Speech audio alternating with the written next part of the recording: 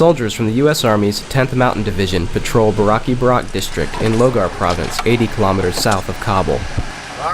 Logar is a key agricultural province and a test case for U.S. troops now in Afghanistan in case President Barack Obama does not approve thousands of reinforcements. The senior U.S. officer in Logar, Army Lieutenant Colonel Thomas Gukeisen, tells Voice of America that he does not have enough soldiers to control all of the province, even with the help of the Afghan National Army, or ANA, and the Afghan National Police, or ANP. Instead, he uses the troops that he has to occupy the most cooperative villages and turn them into examples for neighboring villages to follow. The troops provide a security bubble for reconstruction projects in the targeted communities. And then outside of that bubble, you create dislocated envy. You have people outside, the elders and the children say, well, how come my school wasn't fixed?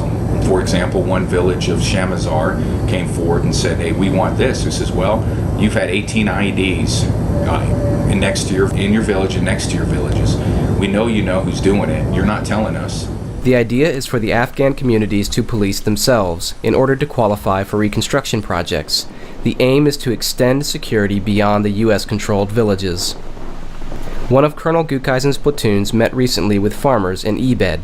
We're conducting agricultural and veterinary surveys for the locals of a village of Ebed, which is outside of our security bubble, in the hopes of enticing some of the farmers to come to the district center in the future. And if they do, that'll give us the chance to kind of show them that, these are services ourselves in conjunction with the ANA and the Afghan government can provide for them. And hopefully we can start to turn these villages into pro-coalition areas. Colonel Gukeisen says the approach has worked before. In Iraq 4 years ago, a small number of U.S. Marines were able to spread security across most of the country's west by first concentrating in the most pro-American communities. They called their approach the ink spot strategy. But Afghanistan is not Iraq, and it is not clear that ink spots will work the same way here. For one, Afghanistan is a bigger and more rugged country. Plus, the Taliban have a say, and in Logar, as elsewhere in Afghanistan, major violence often disrupts U.S. plans. Hey, you ready, Hope? Yeah. David Axe for VOA News in Logar Province.